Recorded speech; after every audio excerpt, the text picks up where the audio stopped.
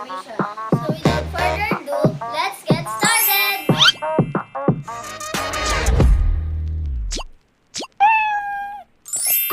Generally, there are three types of sources of information. We have print materials, broadcast materials, and online materials.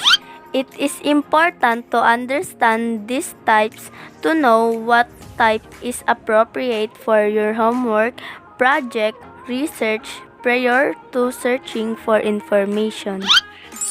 Now let's begin with the first one. When we say print materials, it consists of all written or printed materials. And when we talk about the meaning of print, it means to reproduce text, pictures, manuscript, books, or data in large number by applying ink to paper or other materials as for publication. And such of these printed materials are books, workbooks, textbooks, magazines, journals, and newspapers.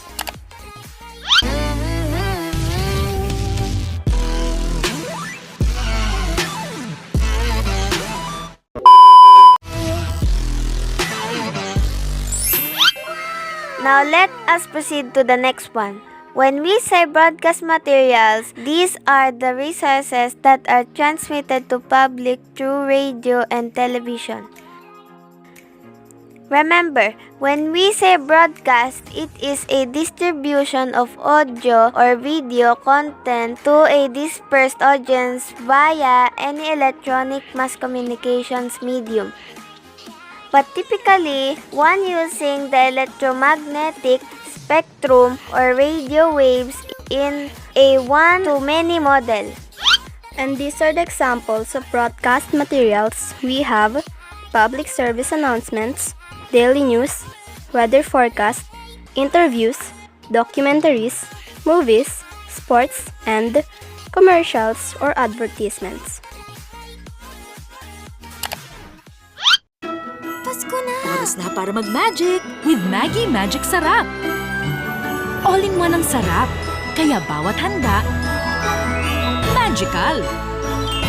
Pasarapin ang Pasko. All you need is magic. So, ayun na nga. Ano?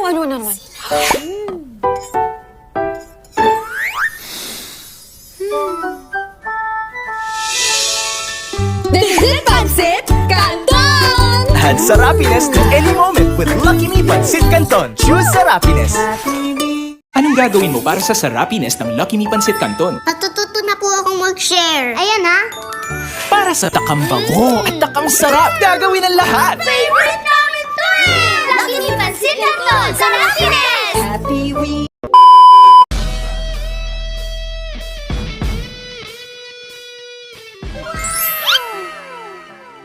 And the last source of information is online materials.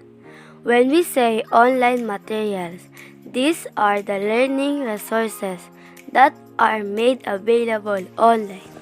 When we say online, it is connected by computer or any device to one or more other devices or network as through a commercial electronic information service or the internet. Here are some examples of online materials. We have blogs or vlogs, electronic books, social media, mobile applications, web pages, and electronic mails. Remember, in using online materials, be very careful and vigilant with the authorship, credibility, and authenticity of internet documents, since some sources may contain unverified information. Another important thing, using the different types of sources of information. You may now compare and contrast the information viewed from print, broadcast, and online materials. And through compare and contrast, you will be able to enrich your knowledge in finding reliable and credible sources of information. Once again, these are the three different sources of information: print materials, broadcast materials, and online materials.